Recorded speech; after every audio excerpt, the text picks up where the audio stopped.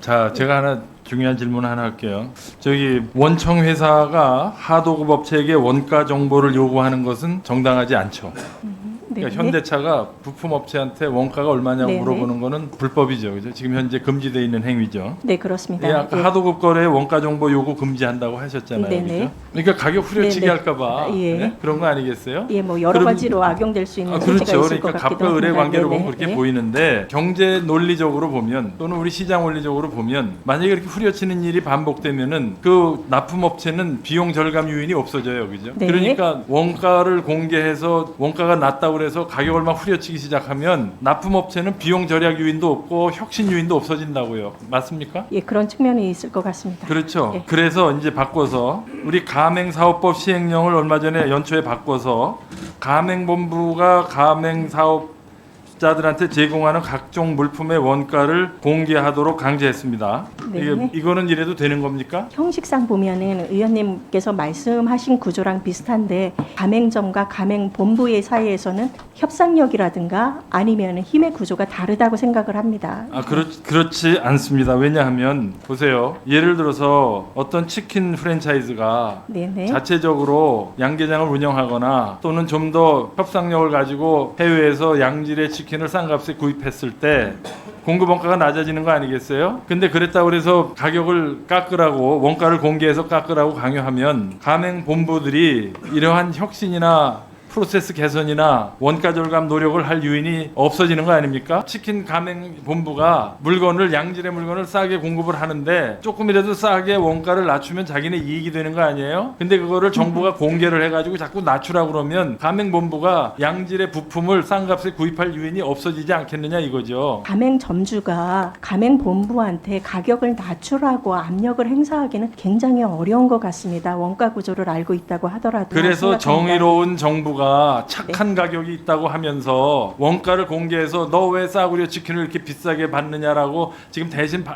받아주겠다는 거 아니에요. 그게 과연 정의로운 거고 그게 과연 을을 위하는 건지 저는 의문을 제기하는 겁니다. 지금 한국 경제가 어렵죠. 네. 예, 그건 시인하셔야지. 네, 네. 그렇죠. 아까 모두의 그 업무 보고할 때 체감할 수 있는 성과를 구현하겠다고 그랬잖아요. 우선 경제가 좀 크고 뭐가 잘 돼야 뭘 체감을 하든지 말든지 경제가 지금 자꾸 쭈그러들고 일자리는 없어지고 성장률은 정체되는데 뭘 체감을 한단 말이에요. 거기서 무슨 공정경제를 찾아요. 저는 우선 경제가 활성화되고 일거리가 늘고 소득이 창출돼야 공정경제도 제 모습을 찾을 거라고 생각합니다. 그 점에서 이제 가맹사업에 대해서 진입장벽을 쌓는다든가 또는 무슨 원가 공개를 요구한다든가 이것이 얼핏 들으면 좋은 것 같지만 제가 볼 때 이게 한국의 프랜차이즈 산업이 저는 그런 그 부작용 어두운 측면도 일부 있지만 크게 보면 우리 경제에 큰 도움이 된다고 저는 생각을 해요. 무슨 골목 상권을 잠식하고 가맹점주한테 갑질을 일삼는 집단으로 인식되고 있는데 사실은 우리나라의 이 산업통상부 자료를 보면 프랜차이즈 가맹본부 하나가 생기면은 52명 정도의 일자리가 생기고 가맹점은 한 곳당 6.59명 약 6명에서 7명의 일자리가 생긴대요. 그리고 이거 가맹점이 생기면 인테리어 설비 같은 전후방 연관 효과도 크기 때문에 이 굉장히 중요한 일자리 창출이고 그리고 소비자 후생에 도움이 되고 특히 특별한 경험이 없는 퇴직자에게 중년 창업 기회를 제공하는 굉장히 중요한 산업이에요. 그런데 지금 공정거래위원회와 현 정부의 이 프랜차이즈 산업에 대한 정책 기조를 보면 이거는 그저 갑질을 일삼는 거악이고 척결 대상이고 적폐처럼 돼 있어요. 다시 말해서 지금 보면은 치킨집에서 아들 대학 보내고 딸 시집 보내 아름다운 얘기도 많은데 극히 일부의 이 잘못된 걸 가지고